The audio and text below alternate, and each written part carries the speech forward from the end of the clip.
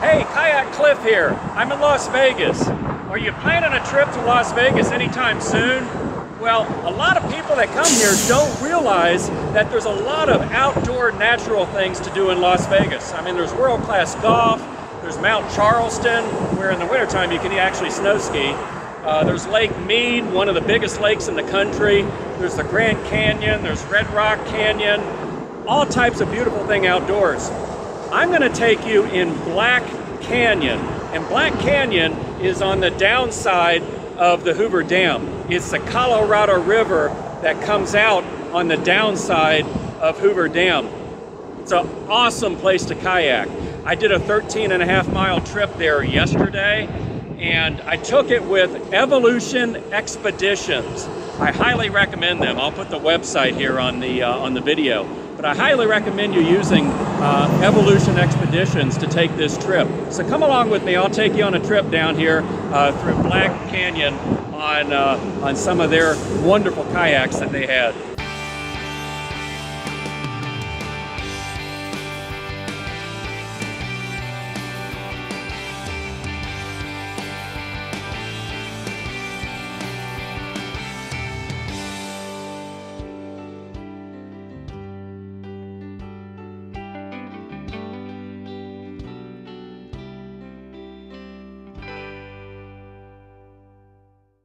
Black Canyon begins at the base of Hoover Dam, which is about a 30 to 45-minute drive from Las Vegas. Evolution Expeditions even picks you up at your hotel. Our trip today will be put in just shy of Hoover Dam. Then we paddle 13 miles to the Willow Beach takeout point. For launches from Hoover Dam, like we're doing today, there's a required launch permit, and they need to be purchased from an authorized outfitter like Evolution Expeditions. Here is the official website for the Lower Colorado River Water Trail Alliance. This is your go-to for everything Black Canyon related. Upon launching, we take the opportunity to paddle upstream a couple hundred yards, which is as far as they'll let you go, so we can snap some of the coolest video and photo footage with Hoover Dam in the background, as well as the I-93 bridge passing overhead. Check out those tunnels on either side of the river. This is where they bored passages through the mountain prior to building Hoover Dam. The purpose was to divert the mighty Colorado River away from the construction site, then merge it back into the canyon downriver. Okay, we're off and heading downriver. It's about 7:45 a.m. The morning sun hasn't penetrated those deep canyon walls yet. It's just breathtakingly beautiful out here. We're looking at an upper 90s on this May day, but it's still in the low 70s right now. When it heats up later, I have some 54-degree water to jump in. Yeah, that's right, it's 54 degrees year-round because it enters the river at the bottom of Hoover Dam, and the water at the dam is about 500 or 600 feet deep. Sunlight never touches that water. The water in the river is crystal clear. It's clear up above the dam in Lake Mead, but not this clear. I'm told by our guide that the water that passes through the dam is filtered before it passes through the power-generating turbines that send power to Las Vegas. Today, this 13-mile paddle with stops will take about 7 hours. That's because the current is slow, but there's still enough to push you along even when you're not paddling. During the hottest summer months, the current is much stronger, thereby shortening this paddle trip to about 2, 3, or 4 hours. It's stronger in the summer because the electricity needs are much higher because they need to keep those casinos cool. Along the Colorado, there's little beaches to stop at and explore. Many use these areas to camp overnight. I was really pleased to see that paddlers and campers really police their trash. I did not see much at all. Of course, if you do see trash, get your trash bag out and pick and paddle.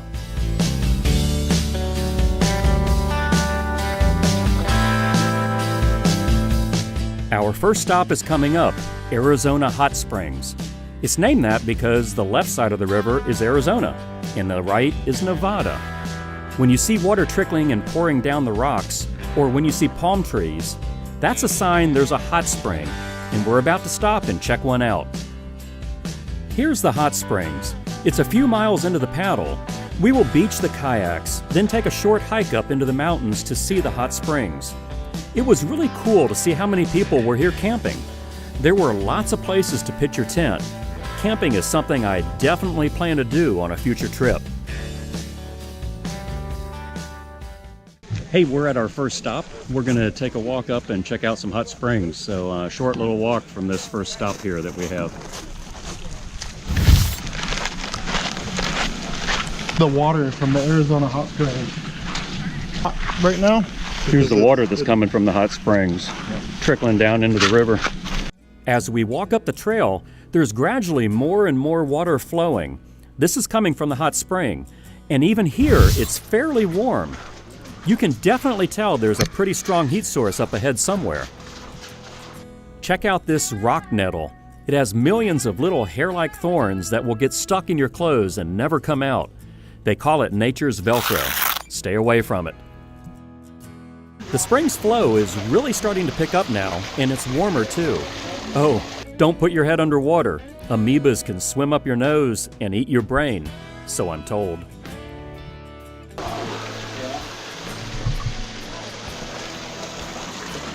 Okay, we're getting close, and the water feels like nice bath water. At the top of this ladder are the hot spring pools. When you get to the top, you see that the pools are really just the stream sandbagged off at different locations. As you continue to walk up the trail, there are 5 levels of sandbagged pools. This first pool is like a nice hot tub. As you go up higher, it gets hotter, and this one's hot. Okay, let's go up and see where it's coming out. You'll see in the wall where it comes out. Here's another. you look to the left right here as soon as you cross over. The hottest is going to be right here and above. So let's try out the next one. Ah! Oh, jeez. Ah! Woo! It was like cooking my legs. That was pretty cool. If you do this trip, I highly recommend that you go up and check out those hot springs up there. We're back at the beach. Wow, look how clear that water is. After a short paddle, we stumble up upon this cool inlet on the Nevada side. We paddle in and check it out. There's water flowing down the steep inlet walls, which means there's a hot spring up there.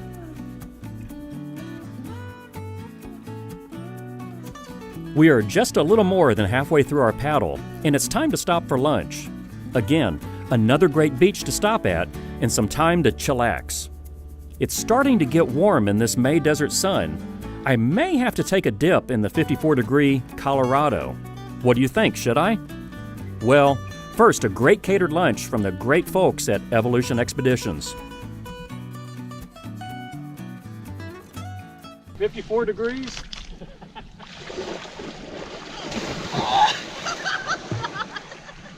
You do it, that's how you gotta do it. I was not going to do it, Cliff, but I did it for you. Oh. That feels good now that you're out of it. Feels real good. The whole Black Canyon Lower Colorado Water Trail is 30 miles. We're pulling out at the 13-mile mark at Willow Beach, but it continues on 17 more miles to where it spills into Lake Mojave.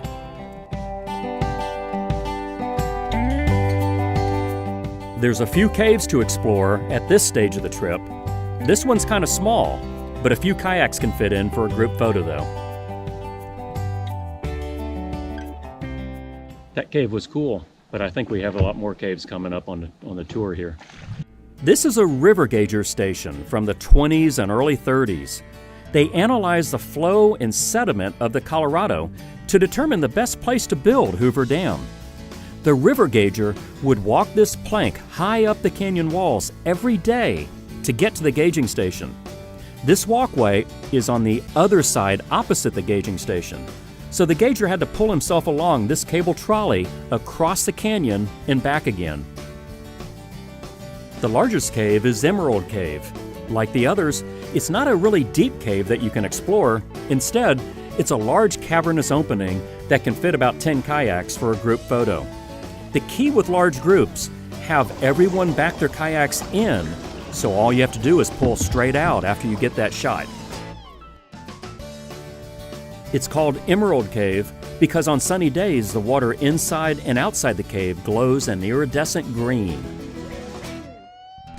Just about a quarter mile from Emerald Cave, we stop and take a short hike up to see where the river gauger lived. Back in the 20s, this was really in the middle of nowhere. So the gauger needed a suitable place to live while taking his readings from the wild Colorado River below. That river is calm today, but before the dam, this was a raging torrent of water.